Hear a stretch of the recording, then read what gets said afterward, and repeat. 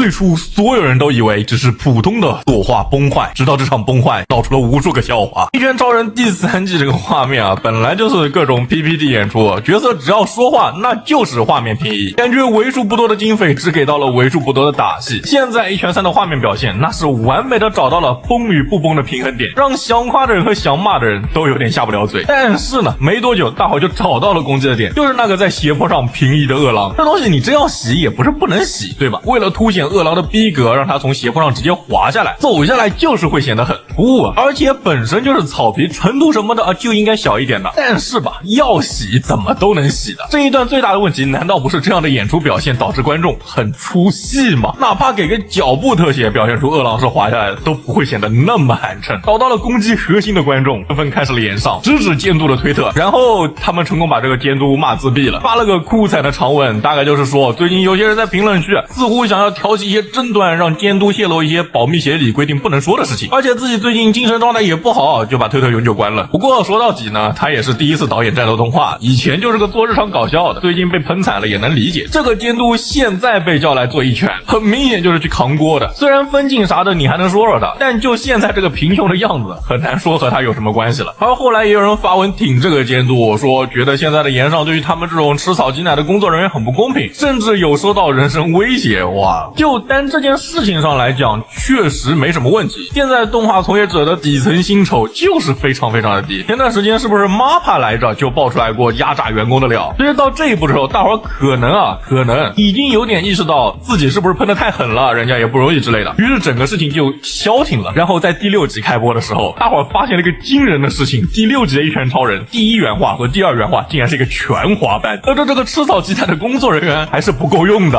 还要用更低的价格去炸一炸海外的外包，是吧？这下节操者真的罪该万死了。大伙是不是觉得这一集就已经全景外包了，后面是不是要完蛋了？哈哈，曾经我是这么想的，但是我的好奇心驱使我翻了翻前面几的 staff 表，我发现第5集也是一个几乎全外包的情况，而在前面几集也能看到一些疑似国人的名字，但具体是不是我不好说。他都这样了，想要有好的演出效果，估计比登天都难了。动画演出这种东西，光靠我说这个好那个不好，没什么说服力。大家有机会可以找2部不一样的动画，把同样是心理描写的或者同样是对话的镜头放在一起看看。